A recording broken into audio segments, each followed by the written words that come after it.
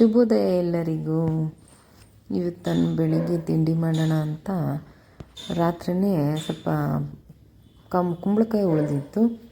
ಸಿಹಿ ಕುಂಬಳ ಇರುತ್ತಲ್ವ ಅದನ್ನು ಸಣ್ಣದಾಗಿ ಹೆಚ್ಚಿಬಿಟ್ಟು ಸ್ವಲ್ಪ ನೀರಲ್ಲಿ ಬೇಯಿಸಿಟ್ಕೊಂಡಿದ್ದೆ, ಬೆಳಗ್ಗೆ ಆಗೋ ತನಕ ತಣ್ಣಗಾಗಿರುತ್ತೆ ಅಂತ. ಸೊ ಈಗ ಅದರ ನೀರನ್ನ ಸಪ್ರೇಟ್ ಮಾಡ್ತಾಯಿದ್ದೀನಿ. ಆ ನೀರನ್ನ ಎತ್ತಿಟ್ಕೋಬೇಕು, ಚೆಲ್ಲೋದೇನು ಬೇಡ. ನಾವು ಚಪಾತಿ ಹಿಟ್ಟಿಗೆ ಕಲಿಸ್ಕೊಳ್ಳುವಾಗ ಯೂಸ್ ಮಾಡ್ಬೋದು, ಚೆನ್ನಾಗಾಗುತ್ತೆ ಫ್ಲೇವರು. ಸೊ ಅದನ್ನು ಎತ್ತಿಟ್ಕೊತಾ ಇದ್ದೀನಿ. ಇದನ್ನು ಈಗ ನಾವು ಕೈಯಲ್ಲಾದರೂ ಮ್ಯಾಶ್ ಮಾಡ್ಕೋಬೋದು, ಸ್ವಲ್ಪ ತರಿ ಇಟ್ಕೋಬೋದು. ಇಲ್ಲಾಂದರೆ ಮಿಕ್ಸಿಗೆ ಹಾಕಿ ನುಣ್ಣಗೆ ಪೇಸ್ಟ್ ಮಾಡ್ಕೋಬೋದು. ನಾನಿಲ್ಲಿ ಪೇಸ್ಟ್ ಮಾಡ್ಕೊಂಡಿದ್ದೀನಿ. ಸೊ ಅದ್ರಂದರೆ ಈಗ ಮಧ್ಯದಲ್ಲಿ ಚಪಾತಿ ತಿನ್ನುವಾಗ ಬಾಯಲ್ಲಿ ಸಿಕ್ಕಕ್ಕೆ ಇಷ್ಟಪಡೋರು ಮ್ಯಾಶ್ ಮಾಡಿಕೊಂಡ್ರೆ ಚೆನ್ನಾಗಿ ಸಣ್ಣದೆಲ್ಲ ಸಿಕ್ಕುತ್ತೆ. ನಮ್ಮ ಮನೇಲಿ ಮಕ್ಕಳಿಗೆ ಅಷ್ಟು ಇಷ್ಟಪಡಲ್ಲ, ಸೊ ಹಂಗಾಗಿ ನಾನು ಮ್ಯಾಶೇ ಮಾಡ್ಕೊಂಡ್ಬಿಡ್ತೀನಿ. ಚೆನ್ನಾಗಿ ಮಿಕ್ಸಿ ಮಾಡಿಕೊಂಡು ಹಾಕಿದ್ರೆ ಅದೇನು ಗೊತ್ತಾಗಲ್ಲ ಅವ್ರಿಗೆ ಹಾಕಿರೋದು, ಫ್ಲೇವರ್ ಅಷ್ಟೇ ಇರುತ್ತೆ ಬಿಟ್ಟರೆ ತಿನ್ನುವಾಗ ಏನಷ್ಟು ಗೊತ್ತಾಗಲ್ಲ.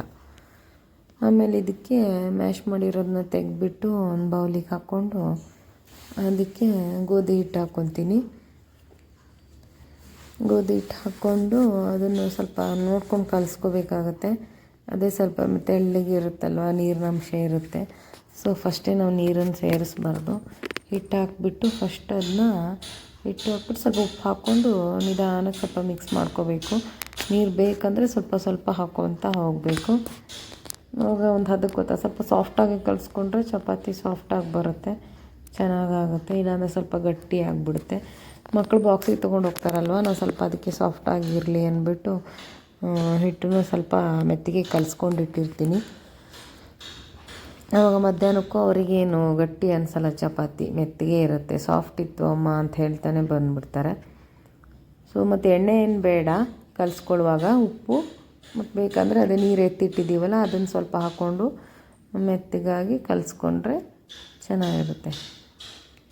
ನೋಡಿ ಹಾಕ್ಕೊತಾ ಇದ್ದೀನಿ ನೀರು, ಎಷ್ಟು ಬೇಕು ಅಷ್ಟೇ ಹಾಕ್ಕೊಂಡ್ರೆ ಸಾಕು. ಆಮೇಲೆ ಅದಕ್ಕೆ ಎಲ್ಲ ಕಲಸಿ ಆದಮೇಲೆ ಅದಕ್ಕೆ ಸ್ವಲ್ಪ ನಾನು ಎಣ್ಣೆ ಸವರಿ ಒಂದು 10-15 ನಿಮಿಷ ಮುಚ್ಚಿಟ್ಬಿಡ್ತೀನಿ. ಸ್ವಲ್ಪ ಇನ್ನೂ ಸಾಫ್ಟಾಗಿ ಚಪಾತಿ ಮಾಡುವಾಗ ಮಾಡ್ಕೊಳಕ್ಕೆ ಚೆನ್ನಾಗಾಗುತ್ತೆ. ಸ್ವಲ್ಪ ನಾದ್ಕೊಂಡು ಆಮೇಲೆ ಮಾಡ್ತೀನಿ ನಾನು. ಹಾಗಾಗಿ ಒಂದು 5 ನಿಮಿಷ ಮುಚ್ಚಿಡೋಣ ಅಂದ್ಬಿಟ್ಟು ನೋಡಿ ಎಣ್ಣೆ ಸವರ್ಬಿಟ್ಟು ಮುಚ್ಚಿಟ್ಟಿದ್ದೀನಿ. ಈಗ ನಾನು ಚಟ್ನಿಗೆ ರೆಡಿ ಮಾಡ್ಕೊತಾ ಇದ್ದೀನಿ. ಅದಕ್ಕೆ ಹಾಕಿ ತಿನ್ಬೋದು, ಸ್ವಲ್ಪ ಸ್ವೀಟ್ನೆಸ್ ಇರುತ್ತೆ. ಬಟ್ ನಮಗೆ ಚಟ್ನಿ ಬೇಕಿಲ್ಲ, ಅಷ್ಟು ಚೆನ್ನಾಗಾಗಲ್ಲ ಅಂದ್ಬಿಟ್ಟು ನಮ್ಮ ಮನೆಯವರೆಲ್ಲ ತಿನ್ನಲ್ಲ ಅಂದ್ಬಿಟ್ಟು ಒಂದು ಸ್ವಲ್ಪ ಕೊಬ್ಬರಿಗೆ, ಹುಣಸೆಹಣ್ಣು, ಕೊತ್ತಂಬರಿ ಸೊಪ್ಪು, ಹಸಿಮೆಣಸು ಇಷ್ಟೇ ಹಾಕ್ಕೊಂಡು ನಾನು ಸ್ವಲ್ಪ ಖಾರವಾಗಿ ಚಟ್ನಿ ಮಾಡ್ಕೊಂಡಿರ್ತೀನಿ. ಯಾಕಂದರೆ ಪಂಪ್ಕಿನ್ ಸ್ವಲ್ಪ ಸ್ವೀಟ್ ಇರೋದ್ರಿಂದ ಖಾರ ಚಟ್ನಿ ಇದ್ದರೆ ತುಂಬ ಚೆನ್ನಾಗಾಗುತ್ತೆ. ಇದೇನು ಈಸಿಯಾಗಿ ಮಾಡ್ಕೊಂಬಿಡ್ಬೋದು. ಮಕ್ಕಳಿಗೆ ನಾನು ಏನು ಮಾಡ್ತೀನಿ ಅಂದರೆ ಫಸ್ಟ್ ಒಂದು ಸ್ವಲ್ಪ ರುಬ್ಕೊಂಡು ಅವ್ರಿಗೆ ಒಂದು 4 ಸ್ಪೂನ್ ಚಟ್ನಿ ಎತ್ತಿಟ್ಕೊಂಡು ಆಮೇಲೆ ನಾನು ಮತ್ತೆ ಮೆಣಸು ಹಾಕ್ಕೊಂಡು ನಮಗೆ ಸ್ವಲ್ಪ ಖಾರ ಮಾಡ್ಕೊತೀನಿ ಚಟ್ನಿನ. ಆವಾಗ ಅವ್ರಿಗೂ ಚೆನ್ನಾಗಾಗುತ್ತೆ, ನಮಗೂ ಚೆನ್ನಾಗಾಗುತ್ತೆ. నేను ಚಟ್ನಿ ರೆಡಿ ಆಗಿಬಿಡ್ತು. ಅಷ್ಟರಲ್ಲಿ ನನ್ನ ಮಗ ಎಷ್ಟು ಎಬ್ಸಿದ್ರು ಹೇಳ್ತಿರ್ಲಿಲ್ಲ. ಅದಕ್ಕೆ ನಾನು ಎಬ್ಸಿಬಿಡೋಣ, ಇನ್ನು ಸ್ಕೂಲಿಗೆ ಟೈಮ್ ಆಗುತ್ತೆ ಅಂದ್ಬಿಟ್ಟು ಅವನಿಗೆ ಎಬ್ಸಕ್ಕೆ ಹೋದೆ. ಅವನಿಗೆ ಒಂದು 10 ಸತಿ ಕರೆದ್ಮೇಲೆ ಎದ್ದೇಳ್ತಾನೆ, ಅದು ಹುಡುಕ್ತಾನೆ, ನಾನು ನೋಡಬೇಕು. ಆಮೇಲೆ ನಿಧಾನಕ್ಕೆ ಎದ್ದೇಳ್ತಾನೆ, ಅಂದರೆ ಹಠ ಮಾಡಿಕೊಂಡೇ ಎದ್ದೇಳ್ಬಿಡ್ತಾನೆ. ಅವನಿಗೆ ಸ್ವಲ್ಪ ಶೀತ ಕೆಮ್ಮು ಇರೋದ್ರಿಂದ ಬ್ರಷ್ ಎಲ್ಲ ಮಾಡಿಸಿ ಸ್ವಲ್ಪ ಬಿಸಿ ನೀರು ಕೊಟ್ಟೆ. ನೀರು ಕುಡಿತಾ ಸ್ಟಾರ್ಟ್ ಮಾಡಿದೆ. ನಾನಿಲ್ಲಿ ಚಪಾತಿ ಮಾಡ್ಕೊಂಬಿಡೋಣ ಅಂತ ಅದನ್ನೆಲ್ಲ ಉಂಡೆ ಮಾಡಿಕೊಂಡು ಎಲ್ಲ ಫಸ್ಟು ಸಣ್ಣದು ಮಾಡ್ಕೊಂಡು ಅದಕ್ಕೆ ಮಧ್ಯದಲ್ಲಿ ತುಪ್ಪ ಹಚ್ಚಿ ಫೋಲ್ಡ್ ಮಾಡ್ಕೊತೀನಿ. ಅವಾಗ ಪದರವಾಗಿ ಚೆನ್ನಾಗಿ ಬರುತ್ತೆ, ಮಧ್ಯಾಹ್ನದವರೆಗೂ ಚೆನ್ನಾಗಿರುತ್ತಲ್ವಾ, ಮಧ್ಯಾಹ್ನ ತನಕ ಚೆನ್ನಾಗಿರುತ್ತೆ ಅಂದ್ಬಿಟ್ಟು ಈ ಥರ ಮಧ್ಯದಲ್ಲಿ ಹಚ್ಕೊಂಡು 3 ಫೋಲ್ಡ್ ಮಾಡಿಬಿಟ್ಟು ಲಟ್ಟಿಸ್ಕೊತೀನಿ ಸ್ವಲ್ಪ ಹಿಟ್ಟು ಹಾಕ್ಕೊಂಡು. ನೋಡಿ ಏನು ಎಷ್ಟು ಚೆನ್ನಾಗಿ ಪಂಪ್ಕಿನ್ ಕಲರು ಚಪಾತಿಗೆ ಎಷ್ಟು ಚೆನ್ನಾಗಿ ಕಾಣುತ್ತೆ ಅಂದರೆ ಕಲರ್ಫುಲ್ಲಾಗಿ ಚೆನ್ನಾಗಿ ಕಾಣಿಸುತ್ತೆ ಮಾತ್ರ. ಸೊ ನಾನೇನು ಹಾಕಿಲ್ಲ, ಅರಿಶಿನ ಪುಡಿ ಆಗಲಿ ಏನೂ ಹಾಕಿಲ್ಲ, ಅದರದ್ದೇ ಕಲರು ಎಷ್ಟು ಚೆನ್ನಾಗಿದೆ ನೋಡಿ. ಈ ಥರ ನೀಟಾಗಿ ಎಲ್ಲ ಕಡೆ ನೀಟಾಗಿ ಲಟ್ಟಿಸ್ಕೊಂಡು 2 ಕಡೆ ಬೇಯಿಸ್ಕೊಂಡ್ರೆ ಆಯಿತು, ತುಂಬ ಚೆನ್ನಾಗಿರುತ್ತೆ. ನಾವು ಬೇಕಾದ್ರೆ ಪರಾಟ ಥರನೂ ಮಾಡ್ಕೋಬೋದು, ಬಟ್ ಇದು ಇನ್ನೂ ಚೆನ್ನಾಗಿರುತ್ತೆ, ಈಸಿ ಅಂದ್ಬಿಟ್ಟು ನಾನು ಇದೇ ಥರ ಮಾಡೋದು ಜಾಸ್ತಿ. ನೋಡಿ ಈಗ 2 ಕಡೆ ಸ್ವಲ್ಪ ನಾನು ತುಪ್ಪನೂ ಹಾಕೋಬೋದು, ಎಣ್ಣೆನೂ ಹಾಕೋಬೋದು. ನಾನು ಸ್ವಲ್ಪ ಎಣ್ಣೆ ಹಾಕಿದ್ದೀನಿ. ಎಣ್ಣೆ ಹಾಕ್ಕೊಂಡು ನೀಟಾಗಿ ಎರಡೂ ಕಡೆ ಬೇಯಿಸ್ಕೊಂಡ್ರೆ ಆಯಿತು. ತುಂಬ ಚೆನ್ನಾಗಿ ಬರುತ್ತೆ ತಿಂಡಿಗೆ, ಮಕ್ಕಳು ಬಾಕ್ಸಿಗೆ, ಆಮೇಲೆ ರಾತ್ರಿ ಸಹ ಮಾಡ್ಕೋಬೋದು ಇದನ್ನ.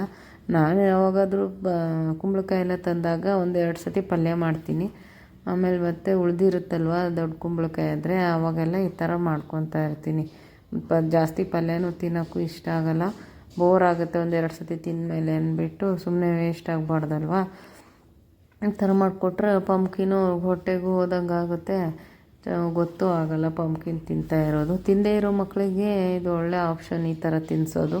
ನಮ್ಮನ್ನು ಮತ್ತು ಸಾಫ್ಟಾಗಿ ಬರುತ್ತೆ ಚಪಾತಿ, ಸೊ ಎಲ್ಲರೂ ಇಷ್ಟಪಡ್ತಾರೆ ಇದನ್ನ ಮಾಡಿದ್ರೆ. ಸಾಮಾನ್ಯ ಚಪಾತಿಗಿಂತ ಇನ್ನೂ ಸಾಫ್ಟಾಗಿ ಚೆನ್ನಾಗೇ ಬರುತ್ತಿದ್ದು. ಬಾಕ್ಸಲ್ಲೆಲ್ಲ ಹಾಕಿದ್ರೆ ಗೊತ್ತೇ ಆಗೋಲ್ಲ ಮಕ್ಕಳಿಗೆ. ಸೊ ಹಾಗಾಗಿ ಆಯಿತು, ಇನ್ನೇನು ಚಪಾತಿ ಆಯಿತು, ಅದೇ ತಿಂದುಬಿಟ್ಟು ಚಟ್ನಿ ಹಾಕ್ಕೊಂಡು ತಿಂದರು. ಮತ್ತು ಬಾಕ್ಸಿಗೂ ತೊಗೊಂಡು ಹೋದರು. ಆಮೇಲೆ ನನ್ನ ಮಕ್ಕಳೆಲ್ಲ ರೆಡಿಯಾಗಿ ಸ್ಕೂಲಿಗೆ ಹೊರಟರು. ಹೊರಟಾದ್ಮೇಲೆ ಸಂಜೆ ಒಂದು ಫಂಕ್ಷನ್ ಇತ್ತು. ನನ್ನ ಬೇಬಿಗೆಲ್ಲ ಮನೆ ಕೆಲಸ ಮಾಡ್ಕೊಂಡು ಅವ್ರು ಬಂದಮೇಲೆ ಹೋಗಬೇಕು ರೆಡಿಯಾಗಿ ಅಂದ್ಬಿಟ್ಟು, ಬರ್ತ್ಡೇ ಪಾರ್ಟಿ ಇತ್ತು ಅಂದ್ಬಿಟ್ಟು ನಾನೆಲ್ಲ ರೆಡಿ ಮಾಡ್ಕೊಂಡ್ವಿ. ಅವ್ರು ಇನ್ನೇನು ಸ್ಕೂಲಿಗೆ ಹೋಗಿ ಬಂದು ತಕ್ಷಣ ಎಲ್ಲ ರೆಡಿಯಾಗಿ ಹೊರಟ್ವಿ ನಾವು. ಒಂದು ಹೊರಗಡೆ ಇಟ್ಟಿದ್ರು ಅವರು, ಸ್ಕ್ರೀನ್ ಇನ್ ಅಂತ ಒಂದು ಹಾಲಲ್ಲಿ. ಚೆನ್ನಾಗಿದೆ, ಈಗೆಲ್ಲ ಡೆಕೋರೇಷನ್ ಆಗೆಲ್ಲ ಬರುತ್ತಲ್ವ, ತುಂಬ ಚೆನ್ನಾಗಿತ್ತು. ಅವರಂತೂ ಎಂಜಾಯ್ ಮಾಡ್ತಾಯಿದ್ರು ಅಲ್ಲಿ. ಅವರು ಟ್ವಿನ್ಸ್ ಇಬ್ಬರು ಹುಡುಗರು, ಅವ್ರದ್ದು 18 ಇಯರ್ಸ್ ಬರ್ಡೇ ಸೆಲೆಬ್ರೇಷನ್ ಇತ್ತು. ಅಲ್ಲೇ ಹೋಗಿ ಎಲ್ಲ ಸೆಲೆಬ್ರೇಷನ್ ಮುಗಿದ ತಕ್ಷಣ ಅಲ್ಲೇ ಡಿನ್ನರೆಲ್ಲ ಮುಗಿಸ್ಕೊಂಡು ಆಮೇಲೆ ಅವ್ರ ಮನೆಗೆ ಶೀಜು ಡಾಗ್ ತಂದಿದ್ದೀವಿ ಅಂತ ಹೇಳಿದ್ರು. ಸೊ ಮಕ್ಕಳು ನೋಡ್ಕೊಂಡು ಬರೋಣ ಅಂತ ಹಠ ಮಾಡಿದ್ರು. ಹಾಗೆ ಅಲ್ಲೂ ಹೋಗ್ಬಿಟ್ಟು ಆ ಡಾಗನ್ನು ಸ್ವಲ್ಪ ಮಾತಾಡಿಸ್ಕೊಂಡು ಖುಷಿ ಆಯಿತು ಇವರಿಗೆಲ್ಲ. ಸೊ ಅದೆಲ್ಲ ಮುಗಿಸ್ಕೊಂಡು ಮನೆಗೆ ಬಂದ್ವಿ. ಇವತ್ತಿನ ದಿನ ಹೀಗಿತ್ತು. ಬಾಯ್.